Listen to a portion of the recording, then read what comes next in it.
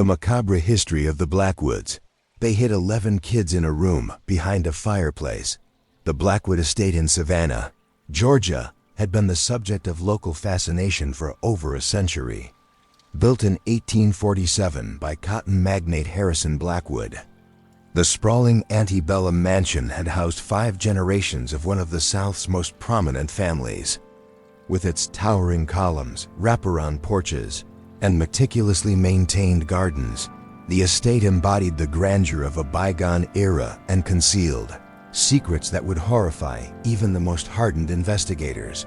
When the last direct descendant of the Blackwood line, elderly Catherine Blackwood, died in October 2024, the estate passed to the Georgia Historical Society. Plans were made to convert the mansion into a museum showcasing antebellum architecture and Southern history.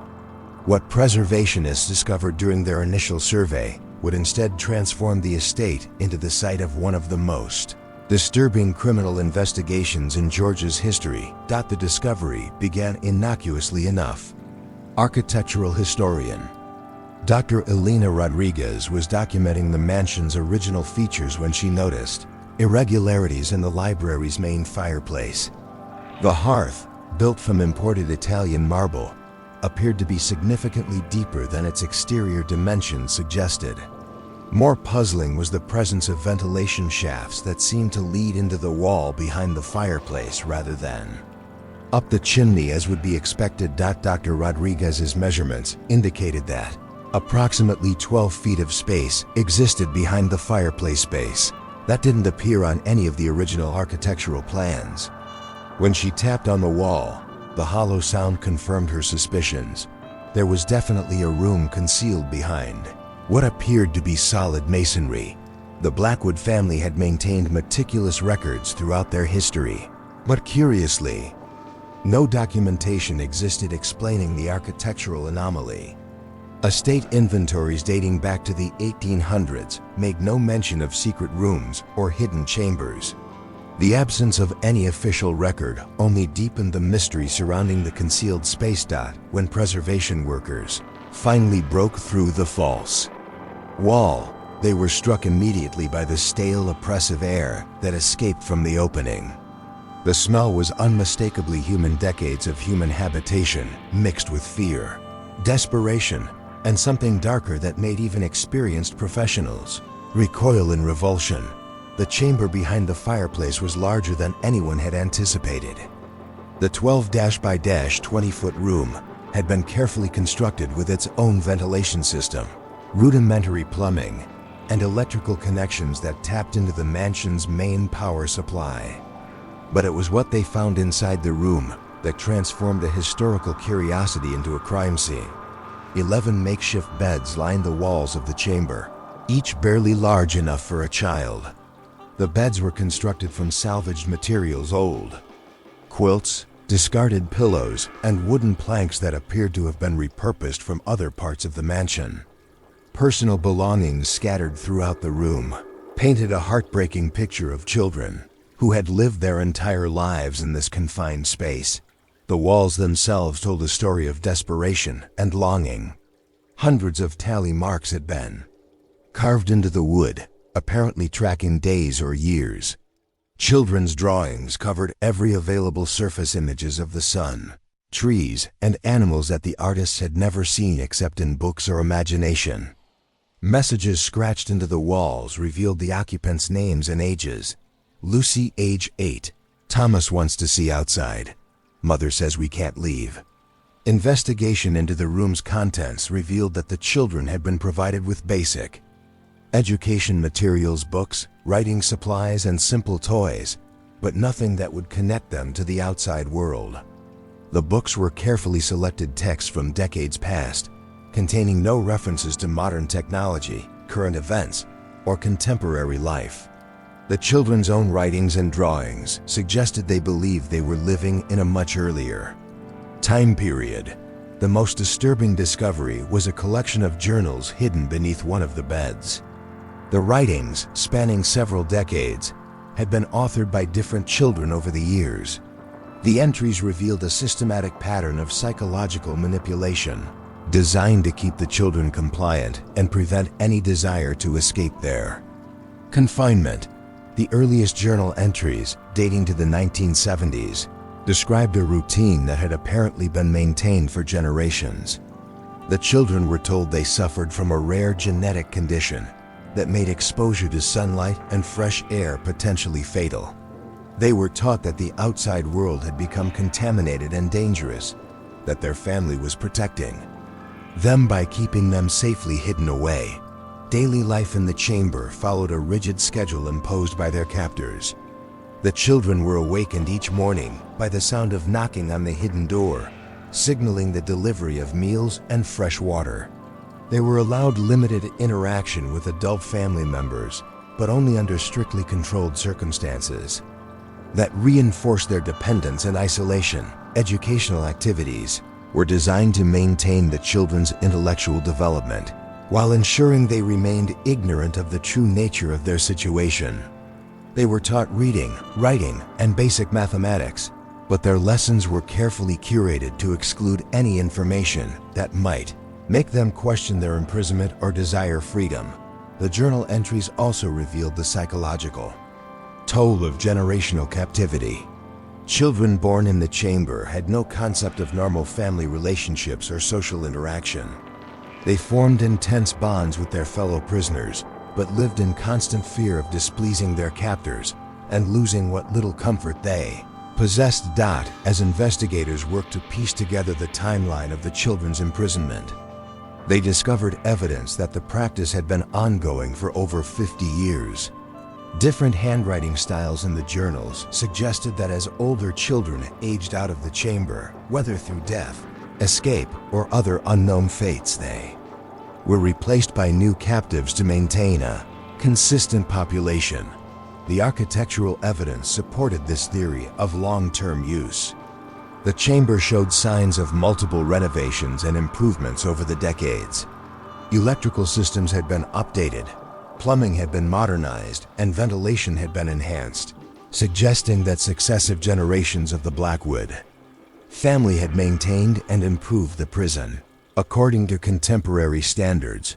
What remained unclear was the ultimate fate of the children who had occupied the chamber. The room was empty when discovered, with no obvious signs of struggle or violence. Personal belongings remained neatly arranged, suggesting the occupants had left in an orderly fashion rather than fleeing in panic. The absence of any human remains raised disturbing questions about what had happened to the 11 children whose belongings filled the hidden room. Investigation into recent Blackwood family history revealed that Catherine Blackwood had lived alone in the mansion for the final 15 years of her life. Neighbors and service providers reported that she had become increasingly reclusive, rarely leaving the property and receiving few visitors. Her household staff had been dismissed years earlier, leaving her essentially isolated in the massive estate. The question that haunted investigators was whether Catherine had maintained the family tradition of hidden captives, or if she had been the one to finally end the cycle of abuse. Her death had triggered the estate's transfer to the Historical Society, but it had also eliminated the only person who could explain what had happened to the chamber's final occupants. As Chapter 1 concluded, forensic teams began the painstaking process of analyzing decades of evidence found within the secret chamber. DNA samples, fingerprints, and other physical evidence would eventually reveal the identities of at least some of the children who had been imprisoned behind the fireplace. But the most pressing question remained unanswered. Where were the 11 children whose beds still waited in the darkness? And what had become of them in the final years of the Blackwood family's reign of terror? The breakthrough in understanding the Blackwood children's fate came through an unexpected source: genealogical DNA databases. As investigators worked to identify the victims through genetic analysis of hair and skin cells found in the chamber, they discovered matches with individuals across the southeastern United States, people who had been adopted as children with mysterious or incomplete background stories. Dr. Rachel Kim, a forensic genealogist brought in to assist with the investigation, uncovered a pattern. that revealed the true scope of the Blackwood family's criminal enterprise. Over the course of 5 decades, the family had been systematically acquiring children from vulnerable populations, unwed mothers, impoverished families, and individuals involved with illegal adoption networks to maintain their hidden population. First breakthrough came when DNA evidence connected the chamber to Michael Torres, a 43-year-old accountant living in Atlanta. Torres had been adopted as a teenager in 1995 with no records of his early childhood. When contacted by investigators, he described fragmented memories of living in a dark room with other children, memories he had dismissed as recurring nightmares. Until learning about the Blackwood discovery, Torres's testimony provided the first insider account of life in the chamber. He described a world where children lived in constant fear of making noise that might alert outsiders to their presence. They had been taught that the Blackwood family were their protectors, saving them from a hostile world that would reject them because of their condition.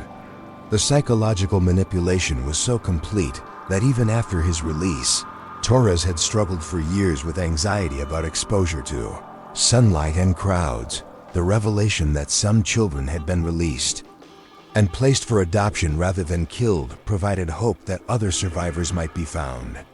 However, it also raised disturbing questions about the criteria the Blackwoods had used to decide which children would be freed and which would remain imprisoned indefinitely. Investigation into the Blackwood family's adoption connections uncovered a network of corrupt officials and illegal facilitators that had operated for decades. The family had used their wealth and social standing to arrange off-the-books adoptions, often targeting children who had already been living in the chamber. For years, these children were given false identities and placed with families who were told they were rescuing orphans from difficult circumstances. The process of placing children for adoption served multiple purposes for the Blackwoods. It provided a way to dispose of children who had grown too old or too difficult to control, while also generating income through illegal adoption fees. More sinisterly, it ensured that survivors would be scattered across the country with false identities, making it nearly impossible for them to return and expose the family's crimes. DNA analysis revealed that some of the children in the chamber had been related to each other's siblings who had been acquired together, but told they were unrelated to prevent them from forming family bonds that might encourage escape attempts. The psychological cruelty of separating siblings while keeping them in the same confined space added another layer of horror to the Taveo Blackwood operation. The investigation expanded to examine the historical records of the Blackwood family, revealing that the practice of hidden captivity dated back to the mansion's original construction. What had begun as a hiding place for escaped slaves during the Civil War era had been perverted by subsequent generations into a prison for vulnerable children. The family had literally built their legacy on the foundation of human suffering.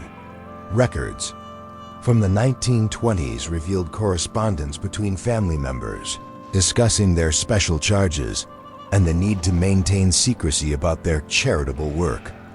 The language used in these letters suggested that early generations of Blackwoods had genuinely believed they were providing sanctuary for unwanted children. But over time, the practice had evolved into something far more sinister: the psychological profiles of Blackwood family members painted a picture of generational moral decay. Each generation had inherited not just the family estate, but also the responsibility for maintaining the hidden children. What had perhaps begun as misguided charity had gradually transformed into systematic abuse as family members rationalized their crimes and adapted them to serve their own needs. Catherine Blackwood's final years proved to be the key to understanding the fate of the chamber's last occupants. Medical records revealed that she had been diagnosed with early-stage dementia in 2018, which may have affected her ability to maintain the complex deceptions required to keep children hidden. Additionally, advancing age and declining health would have made it physically difficult for her to care for multiple captives. The investigation uncovered evidence that Catherine had spent her final years systematically releasing the remaining children through her established adoption network. Bank records showed large payments to adoption facilitators between 2019 and 2022, suggesting that she had been paying to place the chamber's occupants with families rather than continuing to imprison them. This discovery provided hope that the 11 children whose belongings remained in the chamber were alive and living under assumed identities somewhere in the United States. The FBI launched a nationwide effort to identify and locate these potential survivors, using DNA evidence and adoption records to trace their possible whereabouts. The first successful location came in early 2025, when investigators identified Sarah Chun, a 19-year-old college student in California who had been adopted at age 14. Chun's adoptive parents had been told she was a refugee from a war-torn country, explaining her unusual behavior and limited knowledge of American culture. Her reunion with investigators marked the beginning of a new phase in the case as authorities worked to help survivors reclaim their true identities. Chun's testimony revealed that Catherine Blackwood had become increasingly erratic in her final years, sometimes forgetting that the children were supposed to remain hidden. She had begun talking to them about the outside world and even allowing them brief glimpses of sunlight through covered windows. These interactions had been both terrifying and fascinating for children who had been taught that exposure to the outside world would be fatal. The process of locating and identifying other survivors proved challenging, as many had been given entirely false backgrounds and had no reason to suspect their adoption stories were fabricated. Social workers and therapists worked carefully to approach potential survivors, offering DNA testing and psychological support to help them understand their true histories. The legal implications of the Blackwood case extended far beyond the original crimes. Catherine Blackwood's death had ended the possibility of prosecuting the primary perpetrator, but investigators worked to identify and charge any living individuals who had participated in the adoption network or assisted in maintaining the children's captivity. Several adoption facilitators and corrupt officials were eventually charged with conspiracy, human trafficking, and child endangerment. The prosecutions helped to expose the broader network of illegal adoption activities that had enabled the Blackwood family's crimes and led to reforms in adoption oversight and regulation. The Blackwood estate was ultimately converted into a center for survivors of long-term captivity and abuse, with the hidden chamber preserved as a memorial to the children who had suffered there. The mansion's grand rooms now house therapy offices, support groups, and educational programs designed to help survivors of similar crimes. The 11 survivors who were eventually located formed a unique support network, helping each other navigate the complex process of reclaiming their identities and understanding their true histories. Their courage in speaking publicly about their experiences helped to educate the public about the long-term effects of captivity and the sophisticated psychological techniques used by long-term abusers.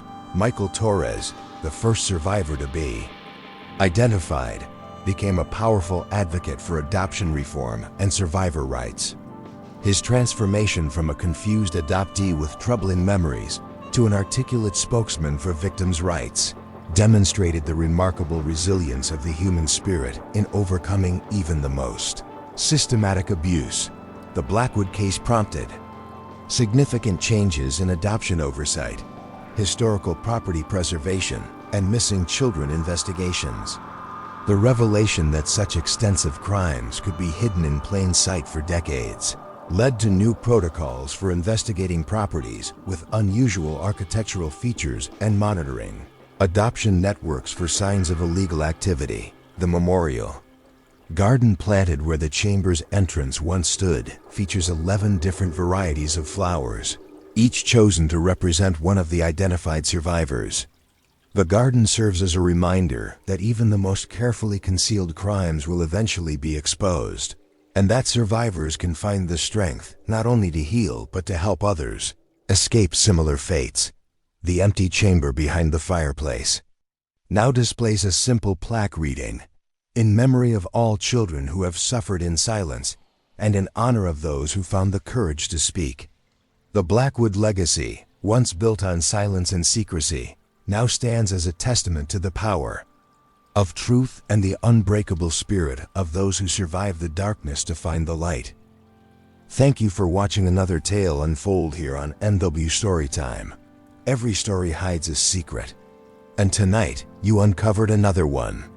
Tell me in the comments where you're watching from. I'd love to know how far these stories travel.